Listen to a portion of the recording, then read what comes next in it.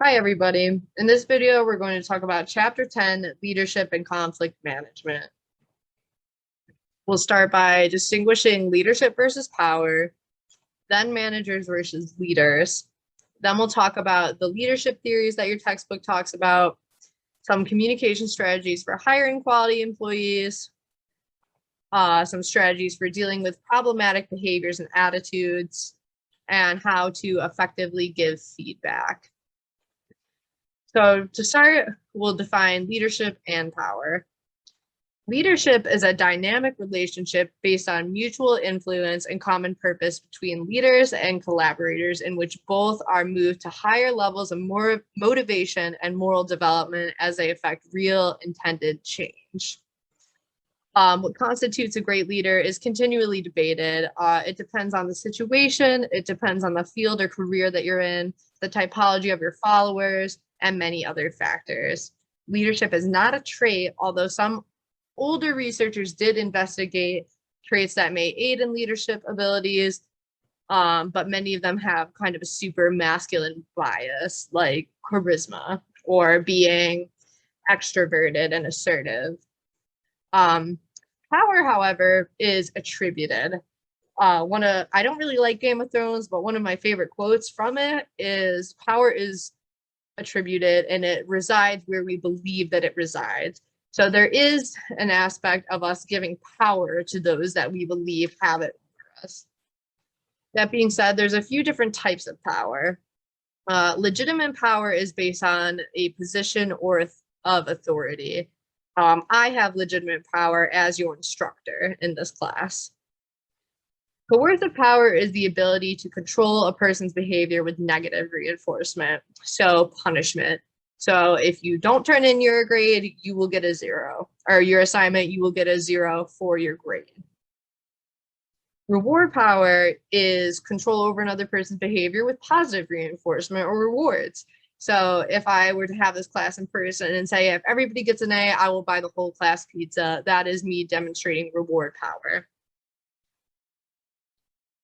Expert power is based on one's superior expertise in a specific field. For example, if you were listening to a licensed therapist give a talk about coping strategies dealing with loneliness when we were in quarantine, that person would have expert power.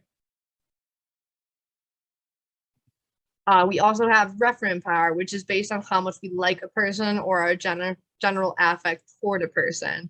For example, if you have a best friend who didn't like a potential partner you were bringing around, and they were saying this person won't be a good girlfriend or boyfriend, and you listen to them, you would be giving your friend referent power.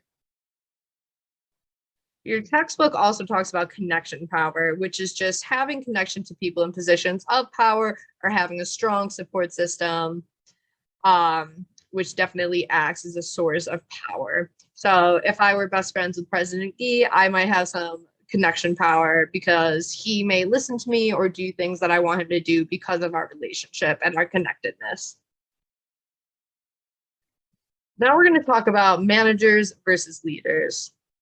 Managerial functions are important duties such as being in charge of and responsible for various goals and functions in an organization, like supervising subordinates. These people may have legitimate power or a formal position which puts them in power.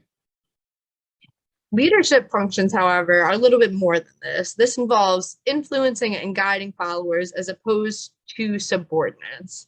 So these people are willingly following you as a leader instead of just kind of just subjugating themselves to your formal legitimate power. And they also inspire people to be innovative, and they can create a vision for a future direction. So leaders often have multiple types of power in addition to just legitimate power. They often have referent power. People like and respect them. They may have expert power, and they may have connection, reward, or coercive power as well, in addition to legitimate power, as you would see in a manager. Now we'll talk about leadership theories. This part gets a little dense, so again, as always, please feel free to come to me with any questions about the things that we're going to briefly talk about here. We're going to start with behavioral theories. And first talk about the 3 leadership styles. And those are authoritative, in which the leader makes all the decisions with little input from the team. Laissez-faire, in which the team makes the decisions with little input from the leader. And democratic, in which the leader follows the will of the people, or at least the majority of the people, with decisions often made through voting or some type of discussion. We also have McGregor's Theory X and Theory Y styles of management. According to McGregor, Theory X managers believe that the average employee dislikes work. Because most employees dislike work, they need to be controlled, directed, and threatened so that they will perform their duties. They also believe that employees prefer to be told what to do, avoid responsibility, and have little ambition, and value job security above all. Theory Y managers have the opposite sorts of belief. They believe that the need and desire to work is as natural as the need and desire to play or rest. They believe that controlling, directing, and or threatening are not the only means for getting employees to perform their job duties. They think that the average employee is motivated by achieving goals, and that the average employee not only accepts responsibility, but many times seeks it out and wants to have responsibilities. And they also believe that the average employee's full intellectual and creative potential is not utilized in most organizational settings. We also have situational leadership theories like Blake and Mountain's managerial grid that I have posted for you on the right over here. And this asserts 5 managerial styles based on 2 dimensions: concern for people and concern for results. Impoverished management is low in both. So they don't really care about the people in their organization or the product or results. Country Club is high in concern for people, but low in concern for results. They assume that people will be productive and get the job done if they are happy. So they're very focused on keeping their employees happy. Authoritative is very high in concern for results, but low in concern for people. So they're very results driven. They don't really care about the people getting the job done. They just want the job done. And then the 2 best management styles, according to this theory in this grid, are the middle of the road management and the team management.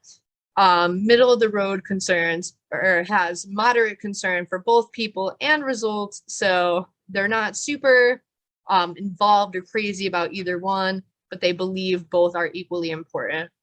Whereas team management has high concern for results and concern for people. So they believe in getting the best job done and making sure people are best equipped and supported to do their jobs. We also have Feidler's contingency theory, which basically states that there is no best way to lead, and that excellent leaders assess the situation and then select the leadership style and accompanying communication style that best fits the situation. And it views the workplace as a changing context, and that you have to adapt and adjust continually based on what is going on in the organization and the people that you have in it, and also what's going on with them as individuals. Hershey and Blanchard's situational leadership theory is very similar to Feidler's contingencies theory. It believes that to select the most effective communication style, that leaders should take into account task behavior, relationship behavior, and level of maturity and readiness of the followers. So there's huge emphasis on the followers here, but it does view the workplace as a stable, unchanging context. So once you determine the best leadership style and communication style, you're good, you stick with that, and you just go and run with it.